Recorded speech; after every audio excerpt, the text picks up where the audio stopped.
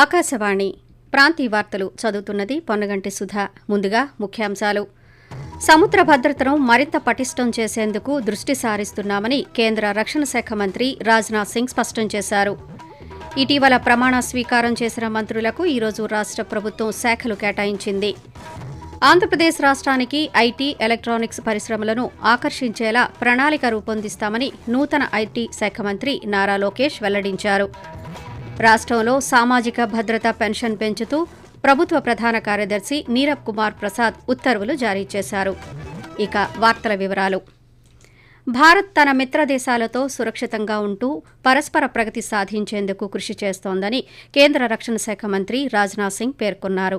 భారత నావికాదళ కార్యాచరణ సంసిద్దతను సమీక్షించేందుకు ఈరోజు విశాఖపట్నంలోని తూర్పు నౌకాదళ కమాండ్ను ఆయన సందర్శించారు.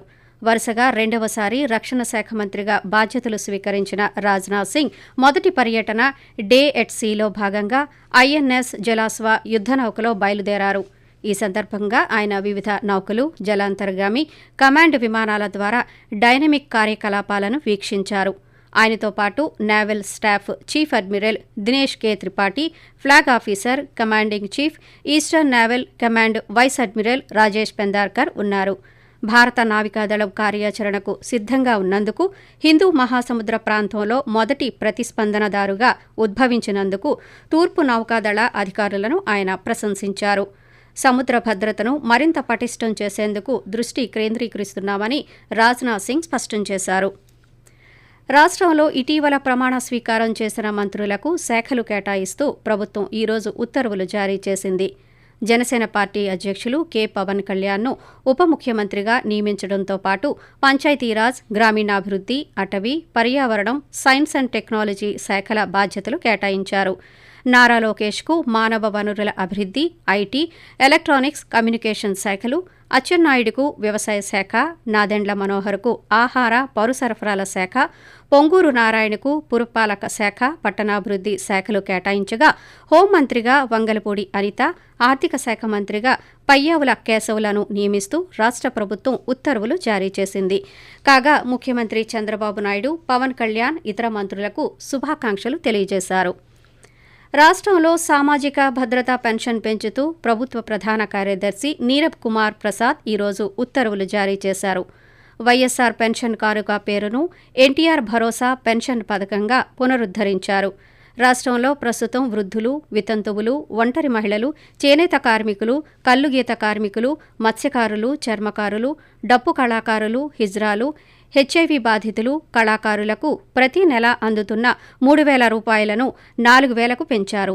దీంతో ఏప్రిల్ నుంచే పెంపును అమలు చేయనుండటంతో జూలై 1వ తేదీన పెన్షన్ కింద వీరికి 7,000 రూపాయలు అందివ్వనున్నారు. అలాగే దివ్యాంగులకు ప్రస్తుతం 3,000 రూపాయలు అందుతుండగా జూలై నెల నుంచి వారికి ఆ మొత్తాన్ని 6,000 రూపాయలకు పెంచుతూ ఉత్తర్వులు జారీ చేశారు. కిడ్నీ, తలసేమియా వ్యాధిగ్రస్తులకు 10,000 రూపాయలు, తీవ్ర అనారోగ్యంతో బాధపడుతున్న వారికి 15,000 రూపాయలు అందించనున్నారు.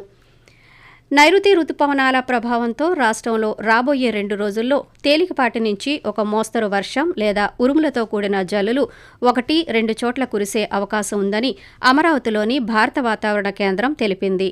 ఉరుములతో కూడిన మెరుపులు 1 లేదా 2 చోట్ల సంభవించే అవకాశం ఉందని, ఈదురుగాలులు గంటకు 30-40 కిలోమీటర్ల వేగంతో వీస్తాయని వాతావరణ శాఖ అధికారి పేర్కొంటూ, నైరుతి రుతుపవనాలు రాగల 4-5 రోజులలో మహారాష్ట్ర, ఛత్తీస్గఢ్, ఒడిశా, కోస్తాంధ్ర మరియు వాయువ్య బంగాళాఖాతము మరియు బీహార్లోని కొన్ని ప్రాంతాలలో ముందుకు సాగడానికి పరిస్థితులు అనుకూలంగా ఉన్నాయి. తెలంగాణ నుండి మధ్య బంగాళాఖాతం వరకు ఏర్పడి ఉన్న ద్రోణి ఇప్పుడు రాయలసీమ నుండి పశ్చిమ మధ్య బంగాళాఖాతం మీదుగా మధ్య బంగాళాఖాతం వరకు కొనసాగుతున్నది. ఉత్తర కోస్తా ఆంధ్రప్రదేశ్ మరియు యానాంలో రేపు తేలికపాటి నుండి ఒక మోస్తరు వర్షం లేదా ఉరుములతో కొన్ని జల్లులు 1 లేదా 2 చోట్ల కురిసే అవకాశం ఉంది.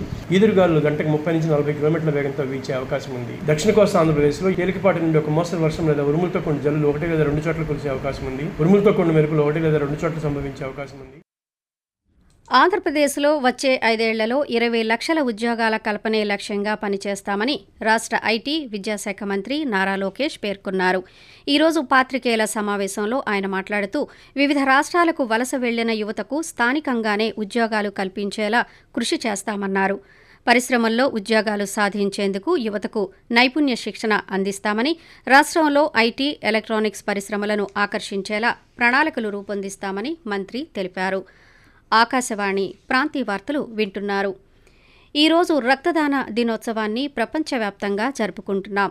రక్తదాన శిబిరాలు, అవగాహన కార్యక్రమాల్లో వేలాది మంది పాల్గొంటున్నారు. ఇందులో భాగంగా ప్రకాశం జిల్లాలో రక్త నిల్వలను తగినంత మేర అందుబాటులో ఉంచేందుకు రెడ్ క్రాస్ అవసరమైన చర్యలు తీసుకోవాలని జిల్లా సంయుక్త కలెక్టర్ ఆర్. గోపాలకృష్ణ అన్నారు. ప్రపంచ రక్తదాతల దినోత్సవాన్ని పురస్కరించుకుని రెడ్ క్రాస్, జిల్లా వైద్య ఆరోగ్య శాఖల సంయుక్త ఆధ్వర్యంలో ఈరోజు ఒంగోలు కలెక్టర్ కార్యాలయంలో మెగా రక్తదాన శిబిరాన్ని నిర్వహించారు. ఈ సందర్భంగా ఎక్కువ పర్యాయాలు రక్తదానం చేసిన దాతలకు సర్టిఫికెట్లు ప్రదానం చేశారు. ఈ సందర్భంగా జాయింట్ కలెక్టర్ గోపాలకృష్ణ మాట్లాడుతూ, ప్రపంచ రక్తదాన దినోత్సవం సందర్భంగా బ్లడ్ డొనేషన్ క్యాంప్ని ఏర్పాటు చేయడం జరిగింది. 100 నుంచి 150 మంది బ్లడ్ డొనేట్ చేయడం జరిగింది. డిస్ట్రిక్ట్ రెడ్ క్రాస్ సొసైటీ ఆధ్వర్యంలో ఈ బ్లడ్ డొనేషన్ క్యాంప్ అనేది ఏర్పాటు చేయడం జరిగింది. కలెక్టరేట్ స్టాఫ్ తో పాటు మున్సిపల్ స్టాఫ్, స్వచ్ఛంద సంస్థలు, మెడికల్ షాప్ యాజమాన్యం, వాళ్ళ సిబ్బంది, బ్యాంకర్స్, మిగతా వాళ్ళందరూ కూడా బ్లడ్ డొనేట్ చేయడం జరిగింది. మరి జిల్లాలో బ్లడ్ అవసరం అయితే కొరత లేకుండా ఉంచేందుకు జిల్లా కలెక్టర్ గారి ఆధ్వర్యంలో తీసుకోవడం జరుగుతుంది. కృష్ణా జిల్లా కృత్తివెన్ను మండలం సీతనపల్లి సమీపంలో ఈరోజు తెల్లవారుజామున రోడ్డు ప్రమాదం జరిగింది. కంటైనర్, మినీ వ్యాన్ ఢీకొనడంతో జరిగిన ఈ రోడ్డు ప్రమాదంలో 6 మృతి చెందగా మరో 4కి తీవ్ర గాయాలయ్యాయి. ముఖ్యమంత్రి నారా చంద్రబాబు నాయుడు ఆదేశాలతో మంత్రి కొల్లు రవీంద్ర మచిలీపట్నం ప్రభుత్వ ఆసుపత్రిలో చికిత్స పొందుతున్న క్షతగాత్రులను పరామర్శించారు. మృతుల కుటుంబాలకు 5 లక్షల రూపాయల ఎక్స్గ్రేషియా ప్రకటించారు. ఎక్స్గ్రేషియా మొత్తాన్ని ఈరోజు సాయంత్రంలోపు అందించాలని జిల్లా కలెక్టర్ బాలాజీకి మంత్రి సూచించారు. రోడ్డు ప్రమాదంలో 6 మృతి చెందడం పట్ల తీవ్ర విచారం వ్యక్తం చేశారు. ఇటువంటి ప్రమాదాలు జరగకుండా అన్ని చర్యలు తీసుకుంటామని మంత్రి కొల్లు రవీంద్ర తెలిపారు. పార్లమెంటులో ప్రజాహితమే ధ్యేయంగా వ్యవహరించాలని వైఎస్సార్ కాంగ్రెస్ పార్టీ అధ్యక్షులు వైఎస్ జగన్మోహన్ రెడ్డి పేర్కొన్నారు. ఈరోజు వైఎస్సార్ కాంగ్రెస్ పార్టీ కార్యాలయంలో పార్లమెంటు సభ్యులతో సమావేశమయ్యారు. ఎన్నికల ఫలితాలు, భవిష్యత్ కార్యాచరణపై ఈ సమావేశంలో చర్చించారు.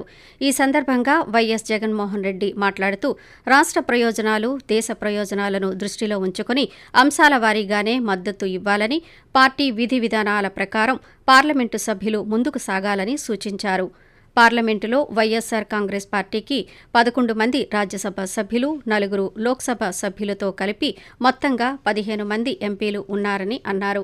అందువల్ల తమ పార్టీ కూడా చాలా బలమైనదేనని, ధైర్యంగా ఉండి ప్రజల తరఫున పోరాటం చేయాలని పార్లమెంటు సభ్యులకు దిశానిర్దేశం చేశారు. వైఎస్సార్ కాంగ్రెస్ పార్టీ తరఫున పార్లమెంటరీ నేతగా వైవి సుబ్బారెడ్డిని ఎన్నుకున్నట్టు జగన్మోహన్ రెడ్డి ప్రకటించారు. తెలుగుదేశం పార్టీ ఆంధ్రప్రదేశ్ నూతన అధ్యక్షునిగా పల్లా శ్రీనివాసరావు నియమితులయ్యారు. ఇప్పటి వరకు ఆంధ్రప్రదేశ్ తెలుగుదేశం పార్టీ అధ్యక్షునిగా అచ్చెన్నాయుడు కొనసాగుతూ వచ్చారు. కానీ నూతన మంత్రివర్గంలో ఆయనకు వ్యవసాయ శాఖ మంత్రిగా చోటు దక్కడంతో తెలుగుదేశం పార్టీ రాష్ట్ర అధ్యక్ష పదవికి రాజీనామా చేశారు. ఇటీవల జరిగిన రాష్ట్ర అసెంబ్లీ ఎన్నికల్లో గాజువాక నియోజకవర్గం నుంచి రాష్ట్రంలోనే అత్యధిక మెజార్టీతో శాసనసభ్యునిగా విజయం సాధించిన పల్లా శ్రీనివాసరావుకు పార్టీ బాధ్యతలను అప్పగిస్తూ ముఖ్యమంత్రి నారా చంద్రబాబు నాయుడు ఒక ప్రకటన విడుదల చేశారు. సంత్రాగచ్చి నుంచి ఈరోజు రాత్రి 7 గంటలకు బయలుదేరాల్సిన సంత్రాగచ్చి ఎస్ఎంవేటి బెంగళూరు సమ్మర్ స్పెషల్ ఎక్స్ప్రెస్ రేపు ఉదయం 7 గంటల 30 నిమిషాలకు మార్పు చేసినట్టు రైల్వే అధికారులు ఒక ప్రకటనలో తెలియజేశారు. దీని జత రైలు ఆలస్యం కావడం వల్ల ఈ మార్పు చేశామని ప్రయాణికులు గమనించాలని విజ్ఞప్తి చేశారు. ఆకాశవాణి ప్రాంతీయ వార్తలు ముగించే ముందు ముఖ్యాంశాలు మరోసారి. సముద్ర భద్రతను మరింత పటిష్టం చేసేందుకు దృష్టి సారిస్తున్నామని కేంద్ర రక్షణ శాఖ మంత్రి రాజ్నాథ్ సింగ్ స్పష్టం చేశారు. ఇటీవల ప్రమాణ స్వీకారం చేసిన మంత్రులకు ఈరోజు రాష్ట్ర ప్రభుత్వం శాఖలు కేటాయించింది. ఆంధ్రప్రదేశ్ రాష్ట్రానికి ఐటీ, ఎలక్ట్రానిక్ పరిశ్రమలను ఆకర్షించేలా ప్రణాళిక రూపొందిస్తామని నూతన ఐటీ శాఖ మంత్రి నారా లోకేష్ వెల్లడించారు. ఆకాశవాణి ప్రాంతీయ వార్తలు ఇంతటితో సమాప్తం.